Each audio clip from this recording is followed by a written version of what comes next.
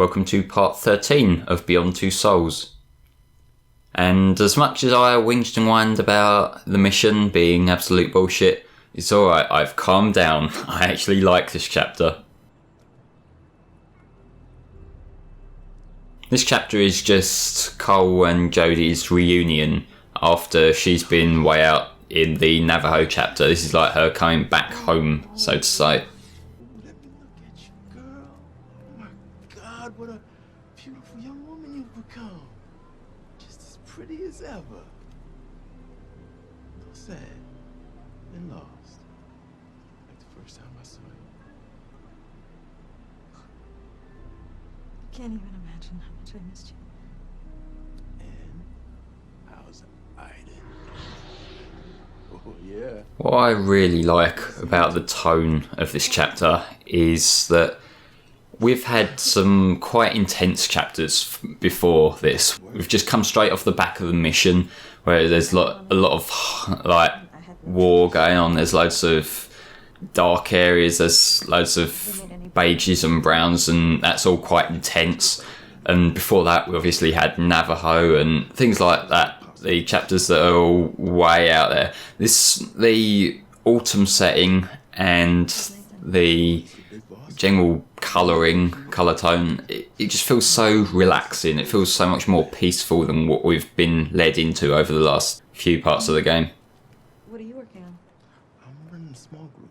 We're trying to classify types of entities, see if they're different species, that kind of thing. It's not the highest priority, but I get to do what I want. And I think Cole's personality in general makes it feel more soothing and relaxing as well. What did I talk to you about? Did you find out anything? On the day you were born, a woman named Norah Gray had a child in the DPA hospital. Her child was declared stillborn. But this is a bit of history that's been missed. All I know is that she took part in a DPA research program some 20 years back. She also had a gift. Where is Norah now? Now during that option there, if you ask Cole about Jodie's father, he does just confirm that her father died before she was born. She should still be there now. My mother's been in a mental hospital for 24 years. I mean, why? What happened? That's all the file said. I'm so sorry. I've got to go see her. Jodie, I know how you feel, but she's in a mental hospital. You might not get the answers you're looking for. I'm not looking for answers. I just need to see her. I mean, don't you understand? She's my mother. If I'd look her in the eye, I could find out who I truly am. Jodie, she's in a high-security DPA facility, and you're wanted by every law enforcement agency in the country. You won't be able to walk right in. Anyone want to guess what we're going to do in just a few minutes from now?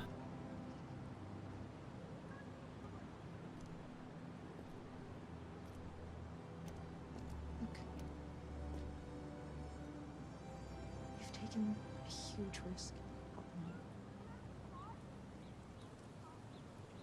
Thank you, Cole. And this chapter just reinforced everything I've said up to this point about Cole. Because the whole father figure thing, the way he's been talking to Jodie, that's basically a dad who's proud to see their kid grown up. Hey.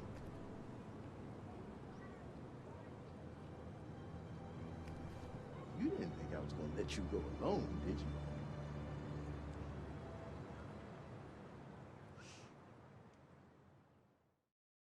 And next up is the Norah chapter. So we're going to find out a little bit more about Jodie's mother. And this follows directly on chronologically from the chapter we just did in Old Friends. And from this point on, it's basically chronological order from here on out.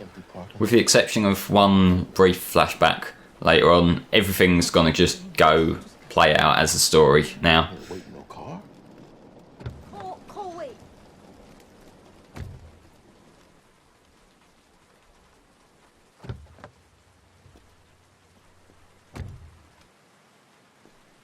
The outside lighting here, it reminds me a little bit of going into the condenser chapter. You know, once Jodie had got out of the car with Nathan.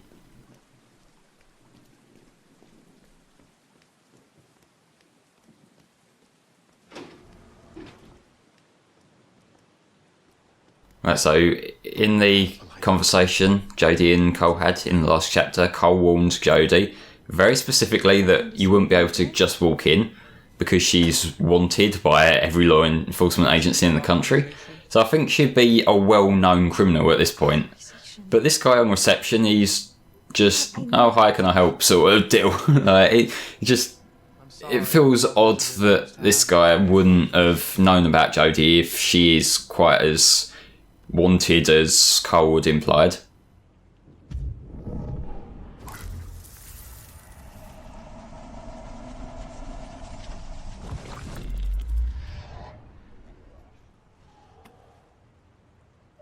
Hey, we don't know what room she's in.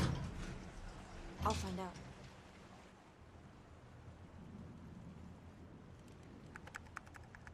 The characters' eyes look so creepy when they're possessed by Iden. Found her. I know I'm a bit slow on commenting on this, but 43. yeah.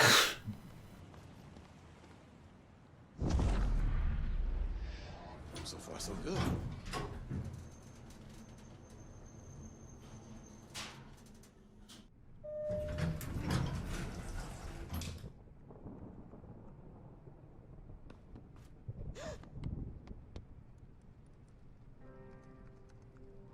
Okay, so now we're having to be stealthy. Iden, find a way to open that door. Which I guess makes sense since we're not supposed to have got this far. We were supposed to have been blocked off at reception. Crap. You gotta distract the guard first.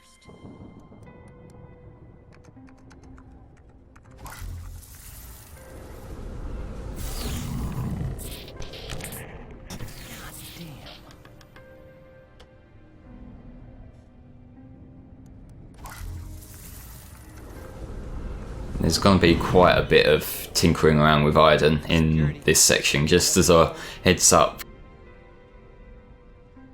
With Iden, we've used him kind of in short periods but throughout the game, but every now and then you get sections where it's just we're using Iden, I wouldn't say as a puzzler thing, because like Beyond Two Souls is too inconsequential to call a puzzle, but you get these tasks that you have to complete with Iden just so you can progress, and it's alright in general.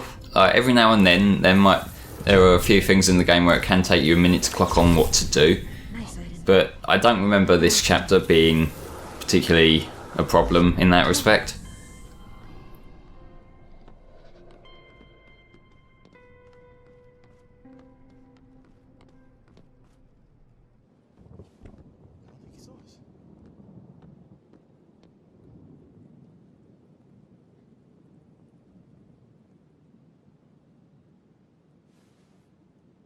There must be something.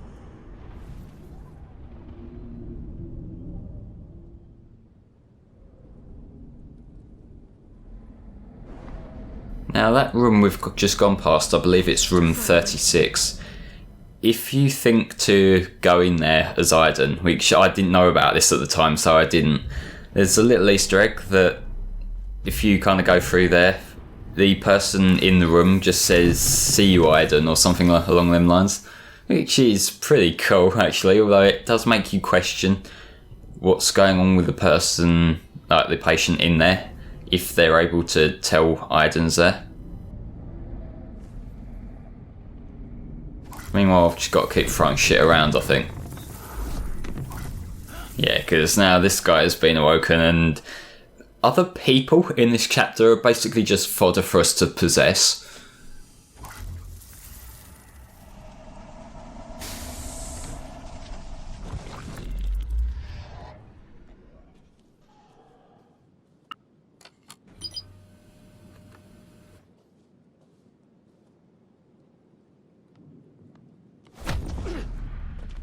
I love that, just the motion prompt to knock him out.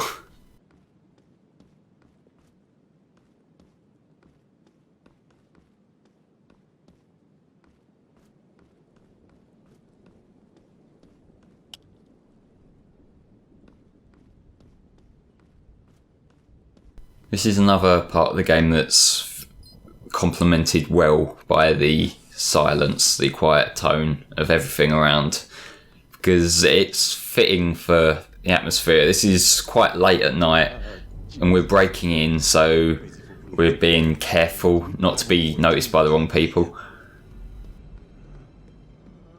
But this is part, we're looking for room 43 and I'm being careful to make sure I don't run past, because I completely forgot where room 43 is at this point.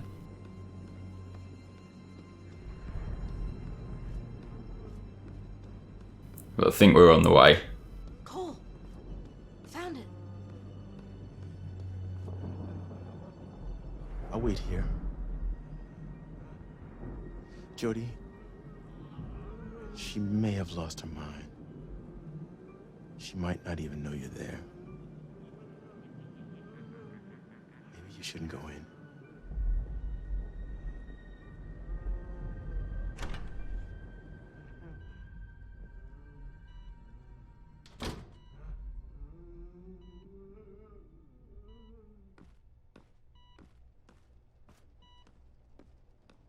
Mom, it's me. Jodie.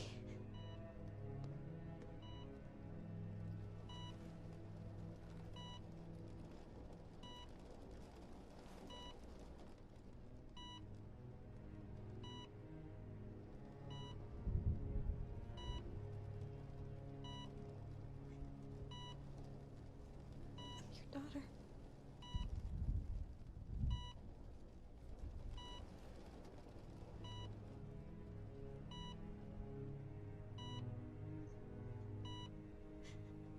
Your daughter.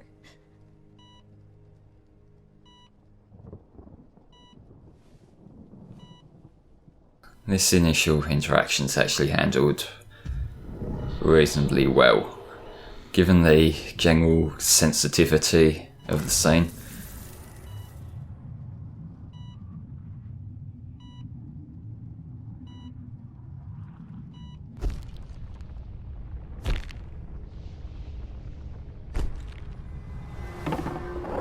Well done, Norah.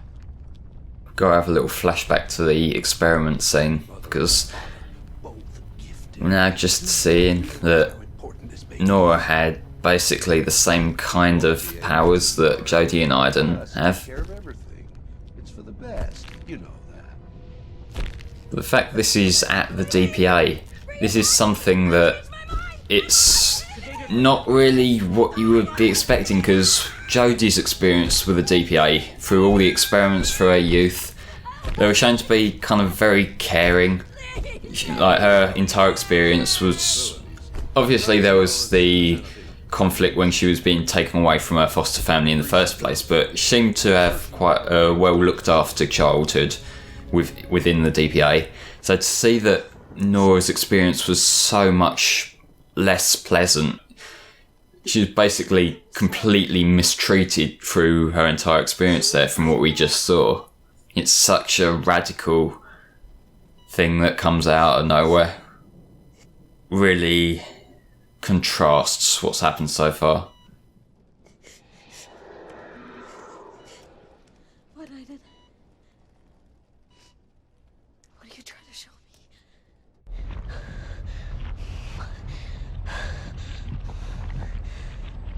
Destroy this thing, Aiden. Destroy it now!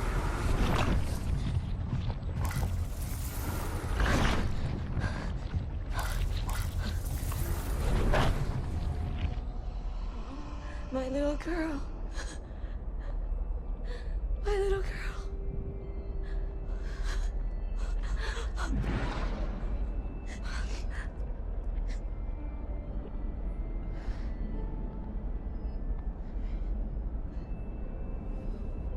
I was so afraid I would never see you again. I've missed you so much, Jodie. I've missed you so much. What happened? What did they do to you? The drugs they gave me trapped me in this hell. There's nothing I can do. Just wait for it to end. I'm gonna get you out of here. And that's what that flashback of her being injected into was about. It's too late. Because now we're seeing that somewhere along the line, around the time she gave birth to Jodie, she was drugged in a way by the people around her. And it's leaving that, again, a little bit ambiguous for now, but it's quite a, I'd say, shocking plot point that will get worked on shortly.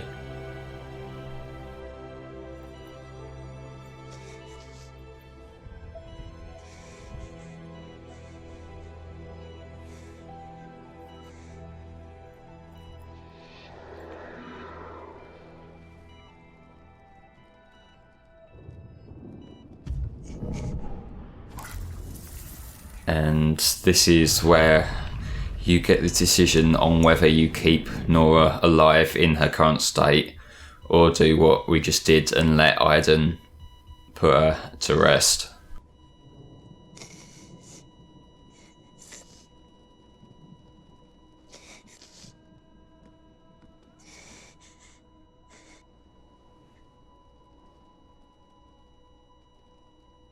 I'll always be with you.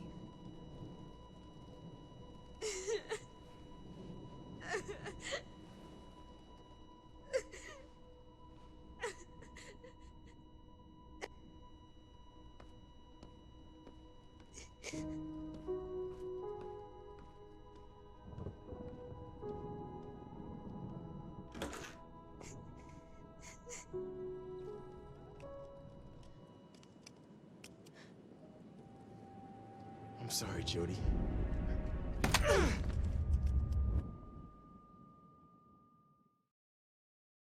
Okay, so now the next chapter after what we've just seen, briefing. And it's time to meet up with another one of our old carers.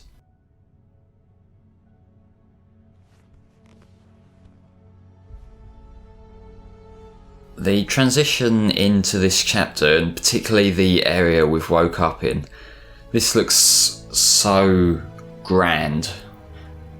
This looks like a really high up position where we are now, and it feels to me like it's representative of how the story's advanced so much. When we were starting out earlier on in the game, all the areas that looked like official looking places were like the small DPA lab, so it was quite contained. Whereas now we've got these huge open rooms, we've got these really professional looking places with the bookshelves, everything there. It just feels grand and it feels representative of the fact that we're getting near the end game now. The most powerful condenser ever created. Impressive, isn't it? Nathan. Oh. Jodie, it's good to see you. I was so afraid something happened to you. You've lost weight. You look exhausted. But at least you're alive. Let's go into my office. Please, have a seat. How do you feel? I've been better. That hit on the head did not help. No, I'm sorry. I told them not to hurt you. I just didn't want to give you a chance to use Aiden. Where's Cole? He's at home. He's fine. I know he was trying to help you. Don't worry, there won't be any consequences for last night. But this grander scale, the bigger room, it's a bit of a double-edged sword. Comparing this conversation to the conversations Nathan and Jodie used to have back in the small lab, it feels much less personal Afraid she was a danger. because of all the empty space around them. And I think that's intentional.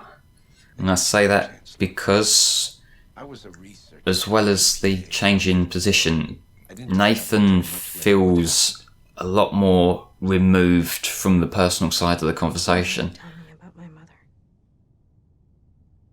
Why did you hide out the truth all these years? I tried to tell you. But how do you tell a little girl that her life isn't real? So, I looked after you, loved you, tried to protect you as best as I could.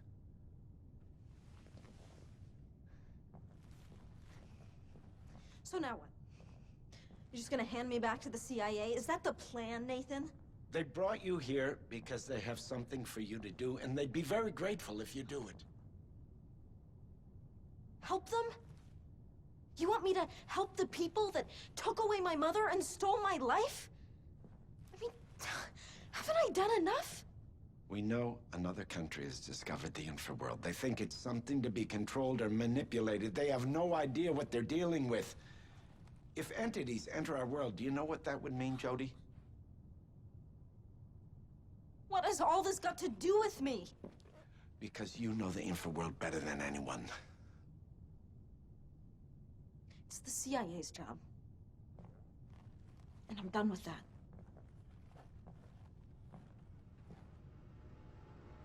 They want to offer you a deal. You do this for them, and they let you out, you're free. Jodie, do you know what would happen if a passage is open?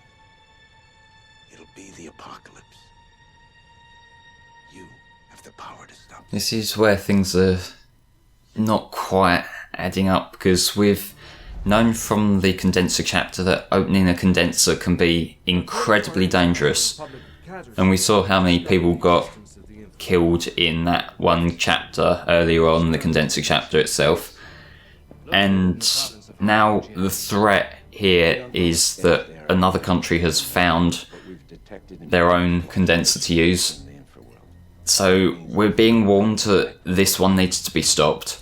But what we first saw when Jodie and Nathan met back up again in this chapter, there's another condenser going on within the DPA. So do we want all condensers to be gone for safety, or is there something else a little bit more suspect going on? I assume the site will be heavily guarded? Well, you should expect considerable military resistance. Team will. Team?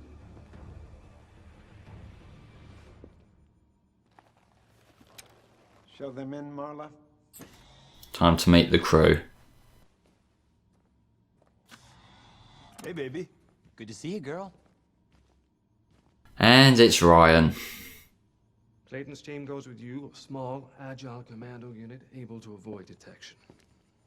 The mission begins in 2 days. Good luck.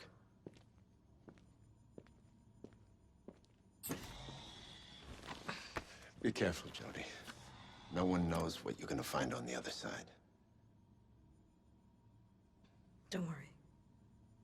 I don't think I'm ready to join the InfraWorld yet. Good.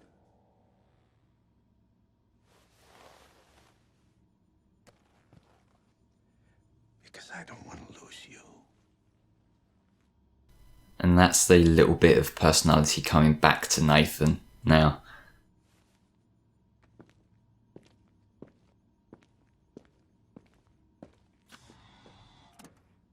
It's good to see you.